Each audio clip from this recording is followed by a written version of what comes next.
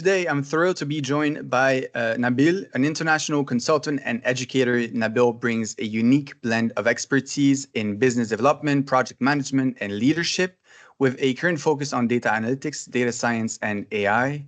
As a faculty lecturer and academic program coordinator at McGill's University School of Continuing Studies, Nabil is at the forefront of preparing the next generation of data professionals. He's also known for his ability to thrive in ambiguous situation and create structure where others see constraints. So I'm welcome and pleased to have you on today, Nabil. Welcome. Well, thank you so much, Sasha. It's great to be on your show. Okay, so let's jump straight into the first questions that we have today. How do you see AI transforming education in the coming years? And what are the most promising applications for students and teachers? So, really, when we're looking at AI, if you want to use that term, today's term, we really see it transforming education at multiple levels. We first have the students. There's huge changes for the students. Now, students have access to a lot more power than they ever had before. And what we're seeing is a move towards what I would use the word personalized tutoring and the ability for students to learn at their rhythm and at their way of operating. At the instructor level, we're also seeing the same thing, but at a different way, where what happens here is instructors can do a lot more or a better preparation of material, and we have access to the latest information at our fingertips. We always had that through search and through the online books and a lot of things, but now you can even query these books and can query these systems and learn a lot faster to help the students learn even more. So now you can get more up-to-date information, more comprehensive material, and even create tailored courses to the or tailored material to the students that you have in there. So it's as an instructor also there is, but we're still in the early stages. How do we correct? How do we provide feedback? There's a lot of automation that could be done over there, so the instructor can focus more on providing personalized and nuanced, like to really help the student move forward. There is a timely element to it. So if you can do these things faster and better, then students get to learn as they're, the learning experience is enhanced because they're not waiting too long to hear back from the, institution or from the instructor to do it. Now, I mentioned the institution. Now, at the institution level, and this one here is, again, all of these, when I'm talking, we're still at the early stages, but there is this idea that we could get a lot of insight into student performance. We can start looking at, the issues that they have, do predictive analytics to start saying, okay, which students are at risk here? When who should you intervene with? How do you work with them, etc. And this can work also at the student level, and it can also work at the curriculum level, where you can start looking at where the issues are, etc. So this is great on one hand, but on the other hand, we have to be very careful about this is an enhancement to education as opposed to a focus on technology. Technology on its own does not fix everything, and we need to make sure that we're using AI to augment and help educators and not just replace them. That's a great point. And then you mentioned that AI can personalize learning experiences. What does it look like? Can you give us a few examples on how? So you touched upon it, right, a little bit, and also can you give an example of how educators can leverage AI to really cater to these individual needs and even learning styles, right? Like I was a student not too long ago, and I've always wondered why education was set that way, where everyone learns in the same way, whereas I'm not the same as my colleagues or my classmates. So I'm curious to get your take on that. Well, one of them is when you can learn the patterns of the individual. And this is not something that could be done quickly, but it's something that could be done over time. Then you can start knowing what kind of a learner are they? Where do they struggle? Are they visual? If you're visual, okay, well then maybe orient them more towards, okay, why don't you look at these videos? Why don't you look at these, let's solve these things graphically versus somebody else who has a different learning style and you would teach them or you would show them the material in different ways. Some people prefer text, some people prefer videos, some people prefer solving problems. Like one of the students I worked with recently was someone that, they were working with with a course of fundamentals. They had to solve every problem. For them, the only way they can see the patterns is through what I would use kind of more of a brute force approach of solving all the problems to be able to understand all the variants that might happen, etc. So then you adapt to it. Some other people, they get it very quickly, move on quickly, based on how they're doing. But at the same time, you can't move quickly without, making sure that they understand what they're doing. And this is where the systems have to come into play, and it's not always obvious. Now, I flip this around when I talk about um,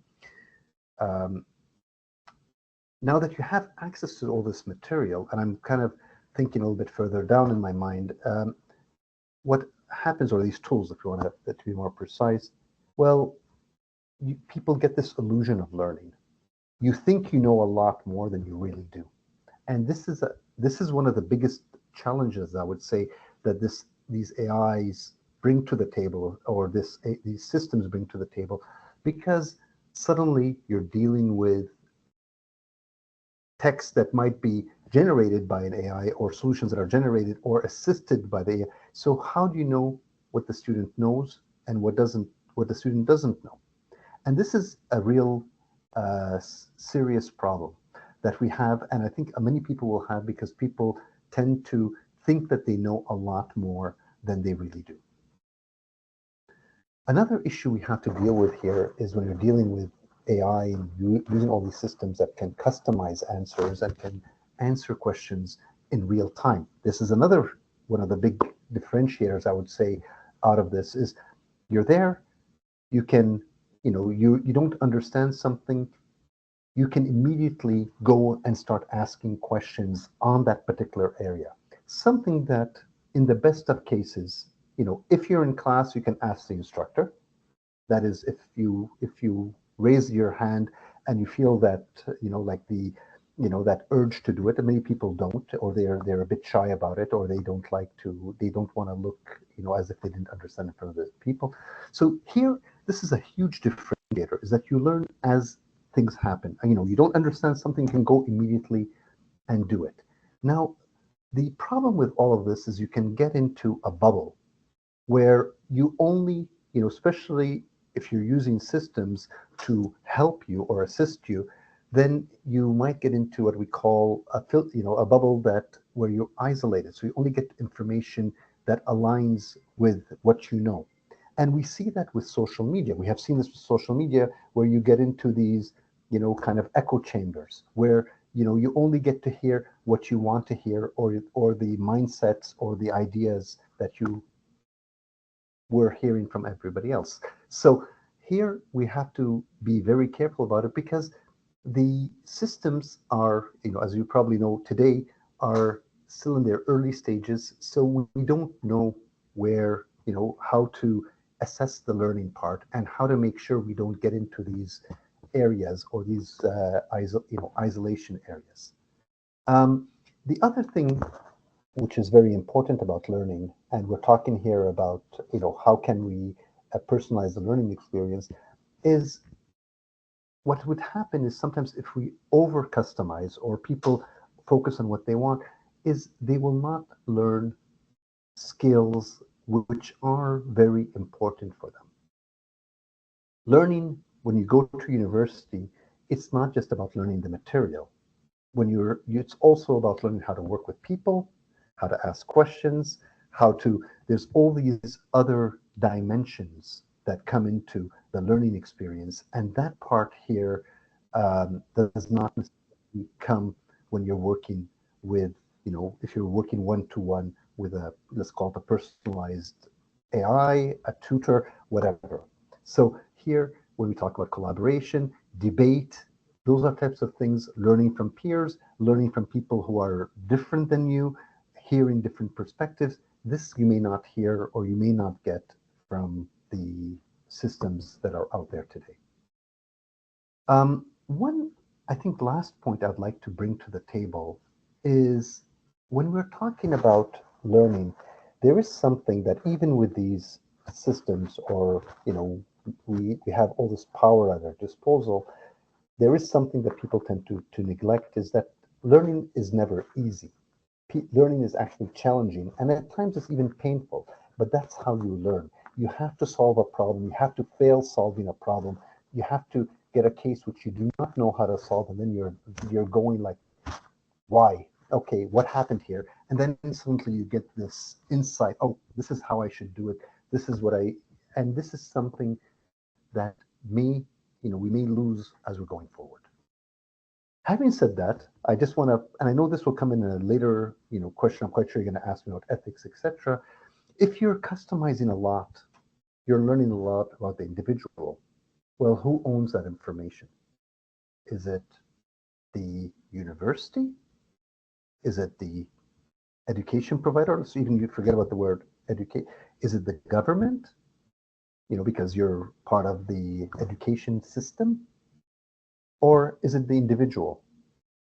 And if it's the individual, how do you generalize, or how do you, like, there's give and take, because to have better customization, you need to have many different examples. How do you do it? There's all these challenges that are there, and these will impact how these systems are designed.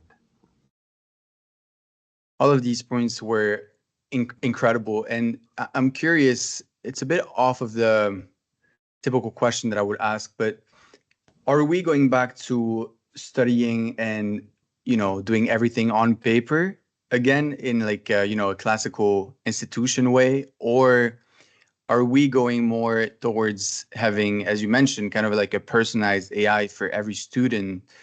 Or is it something in between? How do you see the future of universities as we know them today? How are we moving on and adapting to these technologies? Well, I don't think nobody has yet a vision of what the future of education would be. Like, there's all these ideas, and the only way that we will know what the right answer is through experimentation. The only way you learn is you try different things and you see what works and what doesn't work, how far can you go, etc. So we've been experimenting in our courses with generative AI, teaching students how to use generative AIs to code, because a lot of what we're doing is at the basic level. In some of the introductory courses, is it sufficient? Is it good enough? What can we do? How can we do it? Have the students go out and do it. And so there's a lot of learnings that's happening over there. And now we need to sit down and assess it. We're still, like I said, in the early stages. Now, going back to paper, in some cases makes sense, because in some cases, you may need to demonstrate your own knowledge. You cannot walk down the street, if you have to communicate with people in Spanish, or let's just take a language thing. Eventually, you have to interact with people yourself. You cannot have the machine interact completely. Maybe you can. Maybe that's the future, where each one talks in their own language, and you have these agents or these UIs or phones. You talk into your phone, and then on the other side, the person hears what the translated version. Maybe that is the future, but we don't know how it works. And then how do you demonstrate fluency? How do you show certain things? This is the real challenge: is how do you demonstrate that you've learned what you've done, and how do you know you've learned it? Because assuming you let somebody use, let's use the word ChatGPT to answer an assignment, how much do they really learn? How much do they benefit from it? Now, I'm all for it, and in some of them at the courses I have, I'm using it completely, where, hey, use it. We only ask students to tell us that they've used it or not, and we've added extra questions around that, or we're adding extra questions, asking them, where did they run into problems? Because, I don't want to spend my time correcting, ChatGPT or Claude or whatever. And, and let's just push this a little bit further. I don't want, an AI correcting an AI doesn't add any value, not for the student and not for me either. Like if you want to push to the limit and say, the assessments are done or corrected via the AI, well, what does the student learn from this? And how do they learn from it? So especially if they used an AI to generate it. So this is where it's very important from an education perspective to ask these questions and work with the students and build on top of experiments to see what works and what doesn't work, how you demonstrate knowledge. A simple example is, what do we need to know and what don't we need to know? Does anybody need to know how to use, directions anymore? Everybody uses Google Maps or the equivalent, Apple Maps or whatever. Do we need to learn how to create a map? The answer is it depends on what your job is, depends on what you're going to be doing. And this is a challenge for everyone, I would say, because you need to define what is important and what isn't important. This comes into coding. Now the big debate is, are we going to have coders in the future? Or is it going to be everything going to be generated? And up to now, until today, it's an enhancer. It's not a replacer. That's a great point. And it seems from what you're saying is maybe that hard skills are becoming less and less important since, coding, for example, we're going to have ChatGPT, Cloud, whatever you may need to help you with that. So what kind of soft skills do you see becoming more and more important to teach, right, students, becoming critical of the information that you read and that these systems produce, for example? What do you think? So we start with the first one. We keep hearing it time after time, different educators, different companies. Anytime you ask somebody, what should people learn? Oh, they should be critical thinkers. Well, and this has been the case since we've been going online and since before, but especially when we started going online, we should be able to identify what's real and what isn't real. What is important, what isn't important. How are things done? When you look at a visualization at the end of the line, which is built on data, you have to be able to understand, or should be able to explain, how did you, what are all the steps you went through to get to this visualization, and understand what are the issues that might be in the data itself. Because you have issues that could be all the way from the start, all the way till the end of the process. And there's all these things that can go right or wrong along the way. So critical thinking becomes for me something which is very, very, very important, because you have to be able to challenge the understanding or how things are put together. Now, on the same, if we continue with thinking, adjacent to it, you have communication skills. If you're going to be working with these tools, you have to be able to communicate very well. The tool will not figure out what you want. You have to give it very precise questions, or you have to walk through, the prompt, if we can use that term. You have to guide it, and you have to be able to communicate very clearly what you want. So this is where it's incredibly important to be fluent in languages, especially the language that you're communicating at work or in your organization. And you add to it the idea that now we have to be able to work together even more. So emotional intelligence becomes, I would say, something that's, I wouldn't use it, was never underrated, but now it becomes even more important, because now you have to work with people locally, remotely. Now you're working with machines. So you have to be able to kind of navigate all of those. I add to that things like adaptability and the ability to learn. Now, learning is incredibly important. Now, the problem is there's been an acceleration in the amount of, at least in the area I'm in, I cannot talk about all areas, but by the time you learn something, there's two new things to learn. By the time you figure out those two new things that you're learning, some stuff is obsolete, some new stuff is there. and you're constantly relearning and unlearning, relearning, and learning new topics. So it's a challenge. So to learn properly is something that people have to spend time thinking about. And that for me is something that honestly, even when I was back in university, it was not something I hear that now they teach people how to learn, how to research, how to do these things. But in my days, it wasn't there. It wasn't, at least not a priority. Maybe I don't remember it, but it's incredibly important to learn and how to learn and how to, retain. What should you retain? Because you want to ask questions. If you do not have expertise or knowledge, you don't know what questions to ask. The AI can, if you want to use a search engine or the Chat GPT or whatever, the LLM can answer so many different things for you. But if you don't know what to ask, you're not, there's domain expertise, which is important. And this is something where you have to marry AI literacy with domain expertise. You have to still decide this is an area I want to specialize in. And I have to know everything about it so I can go back and understand what's going on. I can understand how things fit together. When somebody explains something to me, I can see it. Mm-hmm. And you know what?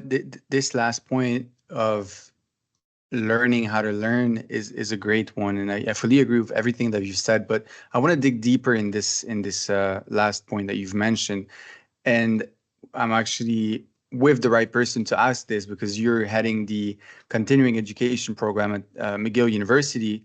So, what role does continuous education play in this, age of AI?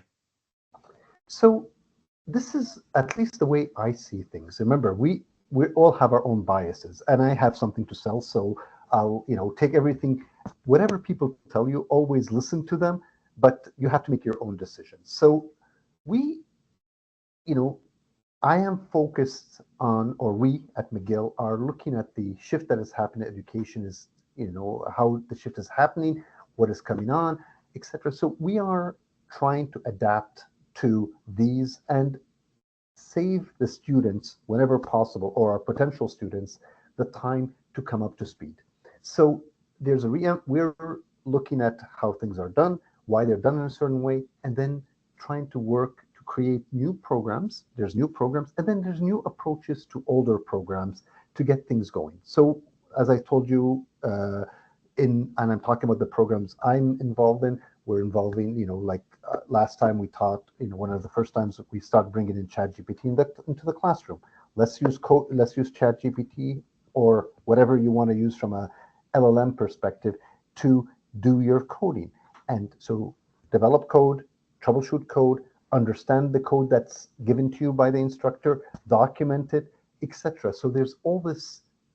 Our role is how do we make it easier? And then now we're thinking in terms of one of the big challenges we have is that people don't have the time anymore, or they don't have the breadth, they can't think about doing programs that take years and years and years to do. People want to learn something now, fast, etc. So now we have to think in terms of how can we offer that? How can we make things more adapted to them? So we're talking about things called micro credentials, one or two courses or three courses put together that you learn a skill. There's all these little changes that we're doing to make education more accessible to people. So those are the types of things that we're trying to do, and it's not a simple one. But again, I'm giving you my perspective, and I'm in a very specific area, like we're in the technology area, so it's we have our own set of constraints and our own set of challenges, and what I would say huge opportunities in that area because we have access, or the technology is helping moving these things forward. And I want to go back to one topic that you mentioned a little bit earlier. There is a lot of talk going on around augmentation versus automation. Mm-hmm. And I want to get your opinion on that. So what do you think is going to, like, how do you think it is going to play out? Do you think we're more likely to actually replace fully some jobs, replace some tasks, or do we automate, augment, sorry, human capabilities? What's your take on this debate? Um, my view is really at the individual level, you're going to have AI augmenting human capabilities. Now, at a macro level, whether we're talking organization or society level, we'll see both. We'll see augmentation and replacement. Fortunately or unfortunately, that's the way it works. You have new technologies, you have new ways of doing things, so there will be a replacement that happens. So people will use this technology, organizations will use this technology or technologies together to um, build new ways of doing things that will remove or make jobs disappear. So at an individual level, we cannot focus too much at we cannot think about the macro. We have to be aware of it, but we have to think in terms of positioning ourselves where we can use the AI to augment our capabilities. So it is, and there's multiple studies that have been that I read in the past couple of years about what the use. I think the current terminology is collaborative intelligence, where you have humans and AIs working together to do better. So in the past, if you want to say many 6 or 7 years ago, there was an article about human plus process is better than human alone. So now when you have the AI, you're moving that one even further. So if you're able to work and augment your work with AI, you should be able to do more on a day-to-day basis. Is it going to replace people? This is in some areas, yes. Will it replace programmers completely? I don't think so, at least not yet.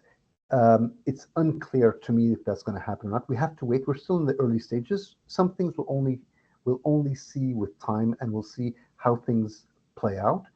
However, definitely with newer technologies, it doesn't really matter what we're doing. There's going to be a whole reimagination of processes and ways of doing things at the corporate level that will eliminate a lot of what I would use intermediate jobs in there.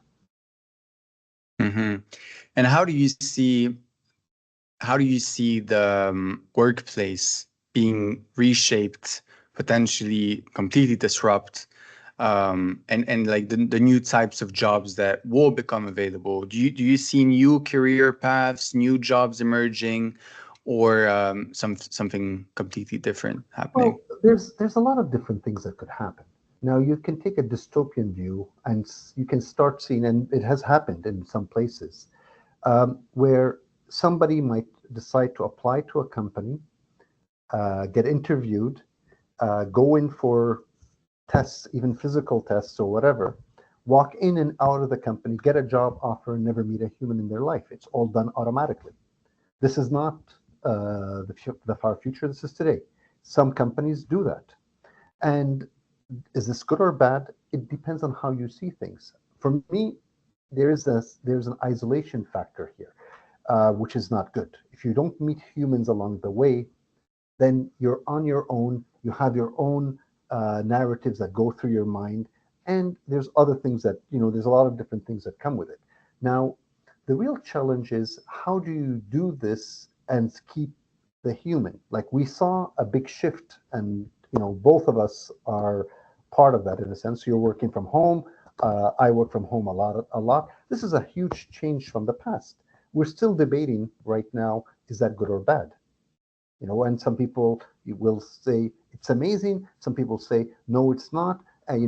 Some people say let's go back to the office, and we're talking mostly managers that say that. Some other people say no, no, we really like this. This is amazing. Actually, we should do more of it. And we're gonna see the same with AI. Where some areas people say it makes sense or not. Like we had a debate many years ago about outsourcing and coding. Like the simple debate in one of the companies I worked for was, well, if you outsource what I would use the word basic coding to India, which many companies were doing, how does a young developer develop their expertise? because the people that were inside the company, many of them became architects, they became team leads. So they will be guiding the people in India to do their work. And but the argument that some people had, some of more junior people, and I kind of understood it perfectly, they would say, but if I don't have a path to learn by coding, how do I become a team lead? And or an effective team lead? And then from there, how do I become an architect or either path? I don't have that path anymore. You actually just killed it for me by outsourcing the work. So we have a lot of challenges when it comes to working in the future. Now, this even goes much further when it comes to areas such as, when we talk about, automation, you know, what's human and what's not. How far do we go with automation? In some cases, we hear stories about, people being measured so much, let's say the Uber example in some countries, where they have to, relieve themselves in bottles because they don't have enough time to stop and go to the bathroom because they're being measured in inhumane ways. And this applies also to people, where in many, if you want to use the word work, in many not factories, the expectation has moved up from an automation perspective that the human is close to being a machine, or being told what to do as if it was a machine, as opposed to it being a human. So there's a lot going on here, and we as a society have a lot of thinking to do too. Mm-hmm. Wow. I want to dig deeper into this topic and like the broader social impacts that AI driven job displacement can have. And actually, I want to ask you, it's one, but it's like three questions in one, kind of. So the first one is, what are the broader social impacts that we're gonna see from this AI driven job displacement? What measures can we take to ensure that it's actually equitable, that we have an equitable transition for everyone? As you mentioned, this example of the Uber drivers that need to do what shouldn't be done, really. And then, is universal basic income maybe a viable solution, or what do you think? Okay, so I'll start with the last one first because that's an area that I would say is beyond my area of expertise. So it's easy for me to say I'll, punt it out. So UBI, or the Universal Basic Income, has been an idea that has been floated many times in the past many years. With AI, we need to have UBI, etc. Now, it's not a simple thing. So this is where I'm saying I'm not the best person to ask. There's a lot of people that probably would be more qualified to ask this one because this is something that's done at a macro level, at an economy, at a society level. And it's the same thing as saying, should we have, what we call, we have right now EI, unemployment insurance, we have social assistance, and even those two are very, how would I call it, problematic for many people. Should we have more EI? Should we have less EI? It used to be unemployment insurance. Now it has become employment insurance, and there's a lot of nuances in between. Should we have social assistance? Yes, no. This is very similar in the sense where if you're not working, should you get a basic salary or something that comes from? The real question is, who funds this? This is not a simple question because the money has to come from somewhere. So somebody has to be paying taxes, if you want to use that term, to fund this. So who's paying the taxes? If you're displacing all the jobs, let's just take the extreme case. Where does the government make the money from? Are we going to tax the robots, whatever that means? That doesn't mean anything to me, and it's virtually impossible to do because robotics has always been included inside companies. It's like, this is not something, I can go back to the 90s and you had robotics inside companies. Were they taxed? They were taxed on their income, as a company. So what you have to do is you have to encourage companies to use AI and have them create economic value for the country. Now, this is another challenge, which is, okay, are you doing it locally or are you doing it for somebody else. That's a huge challenge because where do the taxes go? If all the taxes are going to another country, if any, or we're giving tax breaks to all these companies, which is what something that everybody asked for. Oh, we need more people that know AI. We need to fund people to learn, which is I'm not disputing that. Actually, I agree with it fully. But okay, if you're funding something, where does the money come from? It's always that question that we have to deal with, and this is done at a higher level, and it's unclear how it would be done. And how it will look like in reality, and how do you encourage people to get off the UBI, etc., which is something we saw with COVID when people were getting money at home. It actually stopped a whole, people could not find people because it was easier to stay at home and not do work than go out and do work. And so there's this thing, there's a lot of thinking that has to happen there, which goes beyond what I'm capable of abstracting, and I don't have the experience there. Now, how do you make this equitable? Or how do this is where it's important to understand the impacts and see how to do it. And this is where government intervention is required. Let's say when Uber came to town, do we encourage Uber, which is a new technology, whatever, this is amazing, we can do all these things with Uber, or the taxi drivers, we don't like them too much because actually many of them were not very nice, so actually some good competition would not hurt. That part I don't disagree with, but what happened was we destroyed the livelihood of many taxi people. So what happened is you had this thing that existed at the time, which was you had to become a taxi person, to run a taxi, you had to have a vignette that you can take and use, and this had value. You had to pay for it. And then suddenly you have this company that comes out of nowhere, doesn't have to have the vignettes, anybody can be a driver, and they're competing and taking away the customers of the taxi drivers. So suddenly there's a destruction of value that exists, and how do you deal with that? Now, there's no easy answer to that one, because what happened was the government decided, okay, let it be. Let's remove the. But the taxi drivers have, and they actually now have a lawsuit against the government, which we'll see how that one works out at one time. Are they going to make money? They're not going to make money. It's unclear where we're going with this one, but this is just an example. I don't really care. Well, I do care which way it goes, one way or another. But what really matters here is how do you deal with the displacement? Because what are we talking about the most when we're talking about AI these days? Self-driving cars? A lot. Self-driving trucks? Well, guess how many hundreds of thousands of people are going to lose their jobs because of that if we end up with self-driving cars? I'm not, I haven't seen it yet. Even the best self-driving cars are not self-driving. However, if we, assume that they're going to be there, what are we going to do about it?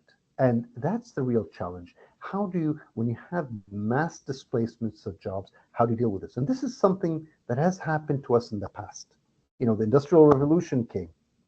And if you go back to the history, there's actually a great book called Blood in the Machine, which was written recently by a technology person who talks about the impact of when they did the big changes in in textile. So you had all these craftspeople that they spent a lifetime, they spent 7 years or so many years of their lives as an apprentice to be able to do a job. So they had to learn the job. They kind of gave away their freedom for so many years or close to it to learn a profession. And after so many years, they would kind of, same as a plumber would, or somebody, they would get you can do this.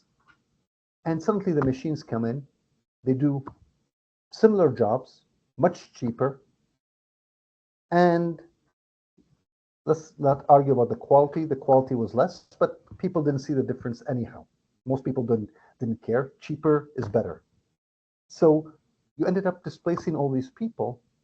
And it destroyed society too, because what ended up happening is industrialization created these factories, which was artificial. You know, people in the older days, you know, when it came to the work in textile, they would do it at home. So they would get everything, they do the work, they would give it to somebody who kind of an aggregator who would put it all together and sell it. Fantastic. So now you had to work in a factory. You know, you're getting paid minimum wage, if not below minimum wage. There was no minimum wage at the time. You were paid very little, and your social structure got impacted. So there was actually even a pushback at the time by people called the Luddites, and this is why the book is so interesting, because in the book he covers what the Luddites did and how they fought against the system, and actually how they lost. It was even more interesting to see that at the end, society cared more about making money, and they outlawed everything, you know, from unionization to being part of the Luddite groups or to whatever.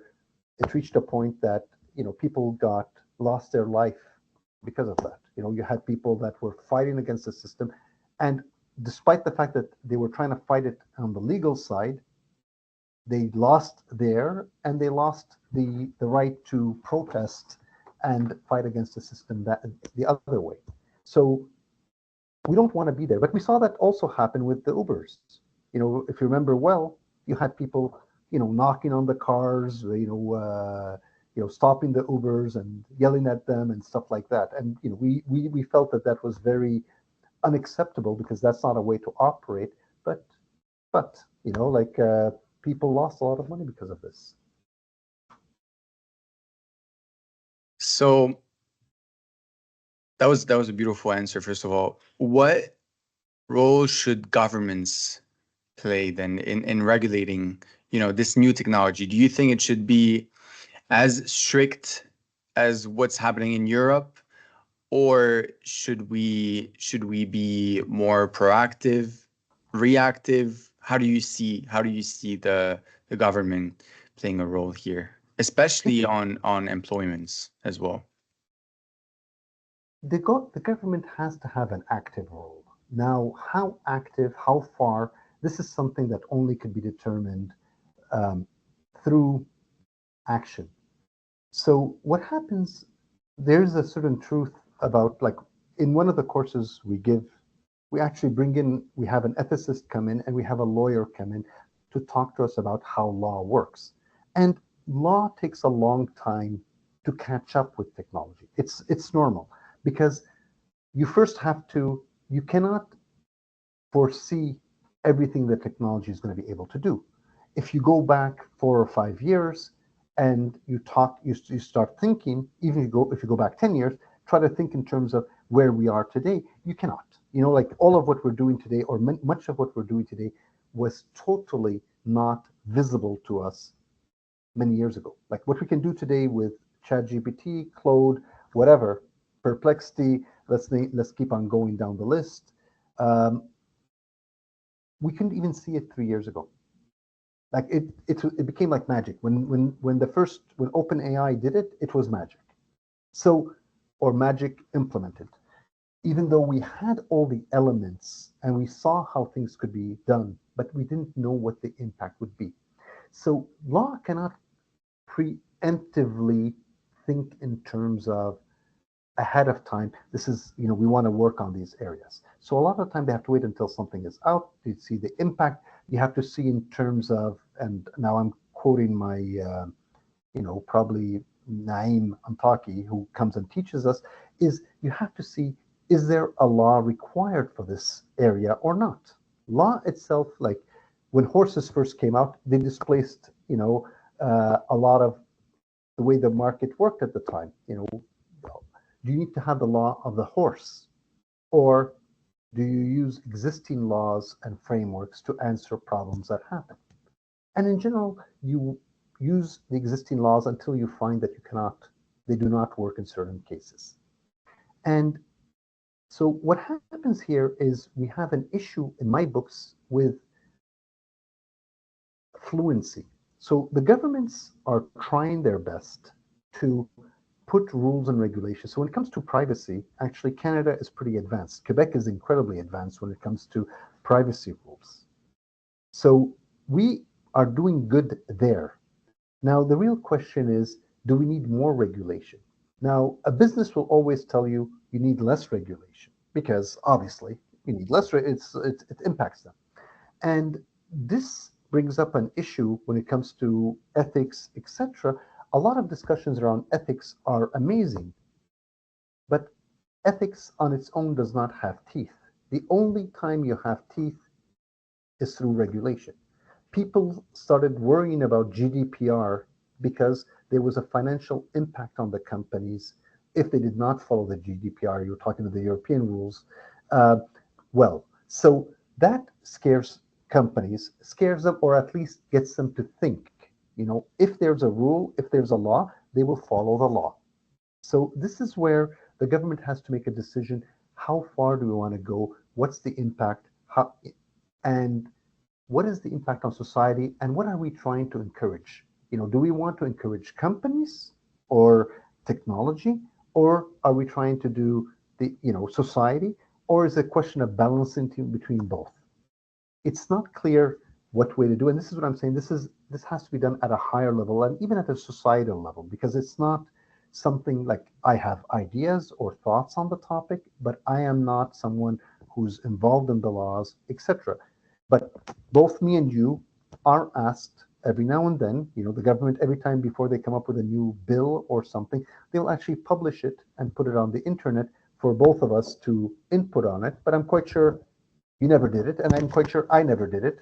And most of the people I know never spent any time at all looking at the regulations and the rules that are out there. So, in a way, we do have also a failure at a society level because everybody keeps talking about AI, AI, AI, and nobody really has time to think about what the impacts are and how they will be impacted by it in the future. Mm-hmm. And this is also like kind of the objective of this podcast is to drive discussion. And I think if we have discussion with people like you and I and different leaders, then maybe it has a snowball effect and results into something, and we get ideas going as well. People listen and they get inspired, maybe, hopefully, and then they want to be proactive. And I want to get into another question. You mentioned a little bit about ethics, and I want to ask you, what ethical challenges do you see with AI that may pose like a risk to society? So the issues are really they haven't changed over time, just that the way we see them changes. So we have privacy concern. We talked about that, um, especially now that you're able to nearly break any system. So the hackers are able to hack anything. So on one hand, you have everybody collecting data. On the other hand, you have the hackers. How do you balance between both? And how do you even balance what a company has? There's all these discussions at one time or another about, what does Meta know about a person? What does Google know about a person? And some people say, well, they know so much right now, we can't do anything about it. Well, yes and no. So those are issues that are very important. Privacy. Then you have algorithmic bias side, which is you have to be very careful about the algorithms and the data that's been used to start off with to build up all these systems. And this is a whole area on its own. However, if you don't look at it carefully, we will tend to amplify the biases that existed from day one, whether it's color, whether it's sex, whether it's age, all these things get amplified, whether it's education, whatever, everything, you just get more of if you're not careful about it. And we have seen the concentration of power.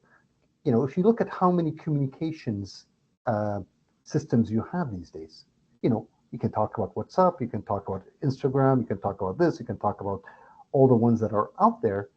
You don't have that many, really. And you've heard recently what happened with Telegram. So it's a question of what's out there and what's you know obviously every system you have the good and the bad. Telegram was used for good, and I'm quite sure has been used for terrible things too. same thing. Is WhatsApp used the same way? We don't know, but it seems that WhatsApp has people do not look at it the same way for some reason. We have TikTok, the Chinese, this, that. There's all these battles going on at a different level, and it's unclear to me whether these are technology battles or societal battles. Are we trying to have one country versus another? Are we having a big blocks fight, China versus the US, China versus Russia? I'm sorry, US versus Russia. What are the fights? Europe versus the world? And this is, if you take the view of Europe as being very, they are very protective. And the argument you can have from an American is, well, they're so protective because they have no big companies to worry about. So it's give and take at each level. So we have a concentration of power which is scary. And this was brought up in different ways. You can have few companies that are doing certain activities. And the other thing is, and this was brought up in a book called Weapons of Math Destruction, you can have few algorithms that impact a lot of people. In the old days, you can only impact so many people, at a school level or at a district level. Now you can do it on a country level, and you have these rules or metrics that are put in place that look at people and are not good. So we have a lot of issues there. So we have transparencies. AI systems are still considered to be black boxes. So how do we work with them? How do we understand what the output is? Where are the problem areas? And this is something where when we talk about domain knowledge, it becomes very important to understand, not just use. Some people will use, and I'm going to, give you a little segue, which is you can drive a car, you don't need to know how the car works. However, you're going to have people like mechanics that need to know how all the pieces fit together. And you need engineers who know not just how the pieces fit together, but they need to design these things, all these elements to work together and come up with new ones. So you need different types of people that are there. One of the last issues, or what right now that I can think about, and I talked about data issues earlier on, which is data quality, how we gather data, how we data is used, representative or not. But we do have an issue, and this is something that I always worry about, which is what I call autonomy and human agency.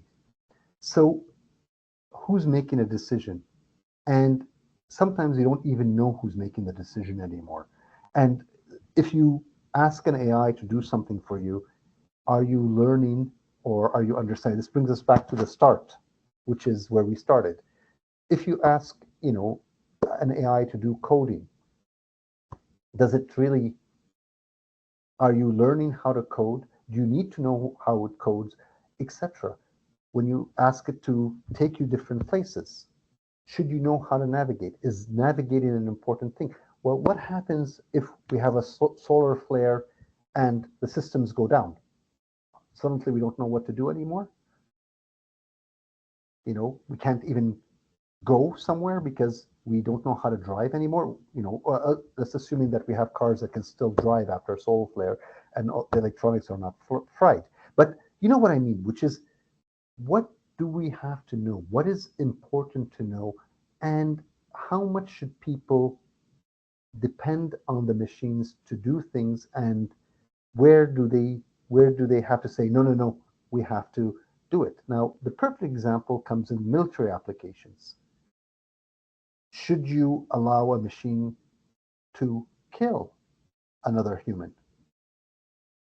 Or should you have someone that presses the button saying, okay, we identified this person is X, we have a kill on him, kill, not to say, don't get me wrong, I'm a pacifist, I don't even believe in killing, I don't even believe in war, that's not the way to solve problems. However, it is a huge issue, which is, where do we start and where do we end? Yeah.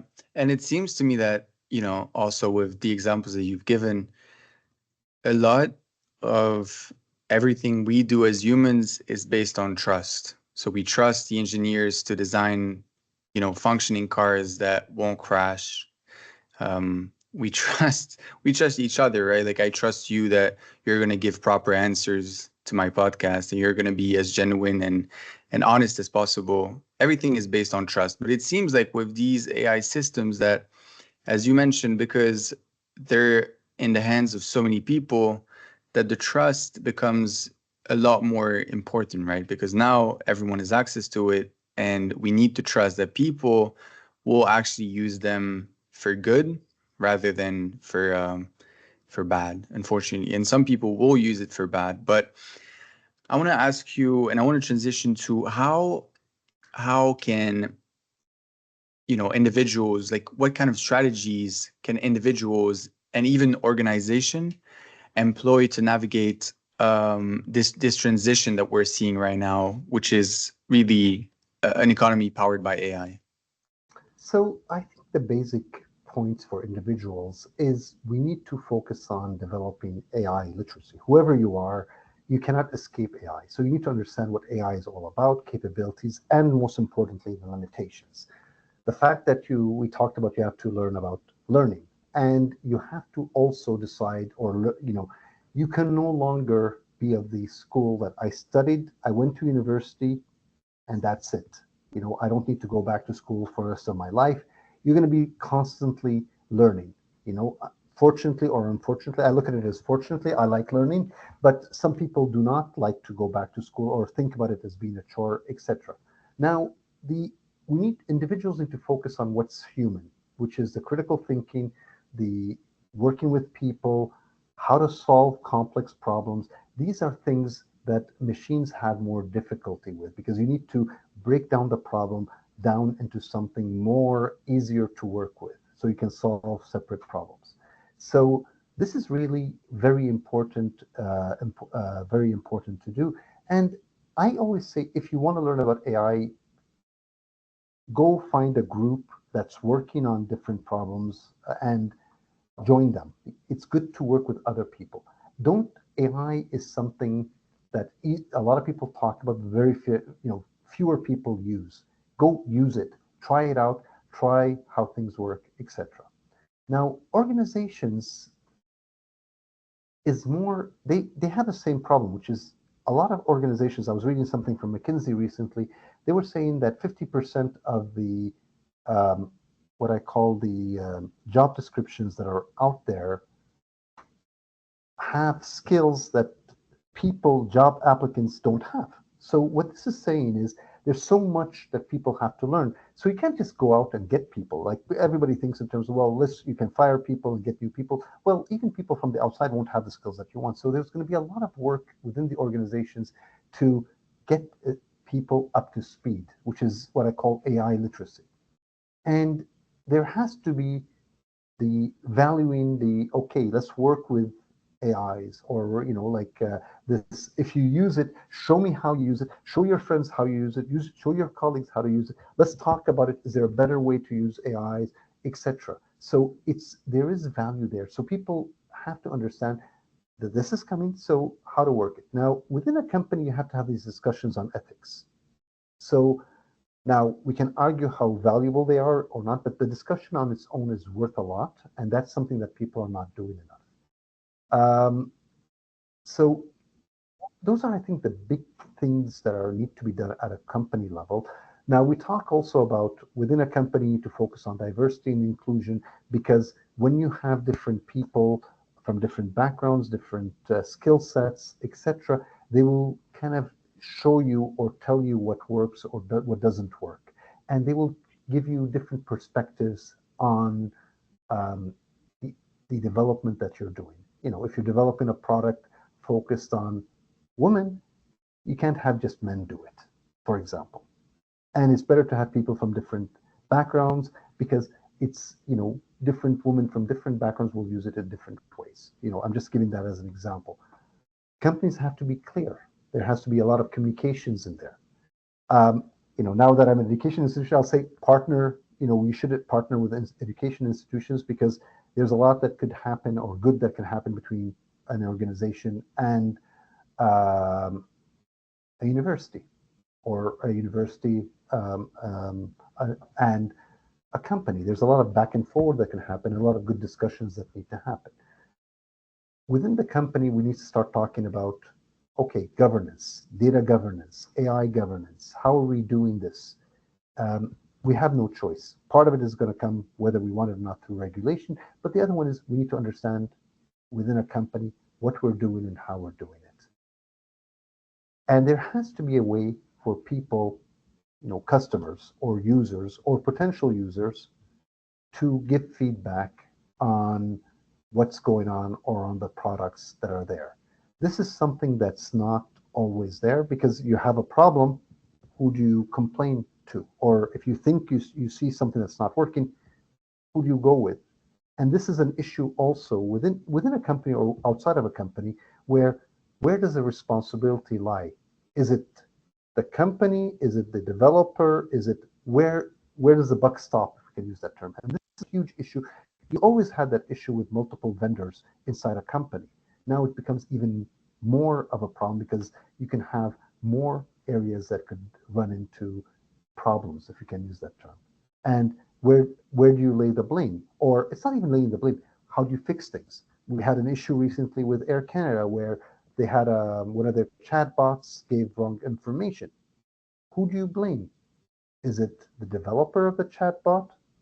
Is it Air Canada? Is it this? That is the way it was done. There's all these things that could happen. So we need to have these discussions, and there's legal implications in there, but there's also ownership of what's going on. I think that should give you an overview of some of the areas. Obviously, there may be more, and I think through discussions, I can probably, if I go back and think, I'll give you some more. But if you start looking at the basic areas, it'll help move things forward. You need to think in terms of roles and responsibilities in a company. Who does what? Are the roles well defined? AI, you can't just dump AI inside a company. Mm-hmm. It be people that own the thing. And even if you have people, if you bring in a data scientist, you bring in an AI engineer, or whatever you want to call them, to work, they have to have a path within the company, a way to grow. This is not always, in the older days, this was not always understood by companies. They would think, oh, well, just bring in the technology. No, it doesn't work that way. It's more than technology. There's people, there's processes, there's a way of doing things. There's all these things that come to play together, and it's not technology on its own. Nabil, I'd like to give you the floor to say any last remarks on this beautiful long conversation we just had. Well, there is a lot of implications of AI-driven job displacement, and we do not know the answers to all of what these implications are. We don't fully understand who will be impacted and how fast, because there's the impact and how fast. So this is a complex situation that involves society, economics, government, and the companies that are doing this work here. So we need to look at different solutions. We need to start thinking about these things as a group. It's not a one person that can do it. And we need to start thinking in terms of, do we want to look at UBI? Do we want to look at different solutions? How do we help entrepreneurs to implement AI in their work? How do we help companies put AI or get knowledgeable AI? And we need to step back sometimes, even one step further. Somebody you probably talked to in the past, Sasha Luciani, she talks about the impact of energy. All these AIs have energy implications. Are we thinking through all of those? When Bitcoin came out, there was all these companies that are trying to set up, using up all this electricity. Now with AI, we have the same problem, but we don't talk about it. Training a model is very expensive from an electricity perspective and from an energy perspective. What are we doing about that? So we have to be very careful about all these things. So we have to think in terms of how do we, these are complex problems. This is a system problem that has many different elements that interact. We cannot just focus on one little area and say, okay, this is what we're going to look at. We have to step back, and this is where people, where you come in, where you bring in different people from different backgrounds to talk about the same problem or different, facets of the same problem, and then you have to get them to talk together, not individually. So thank you for bringing me to this, Sasha. I really appreciate it. And if you have any more questions, please, you can do it online or offline. Thank you so much for coming in. I really appreciate it. Thank you.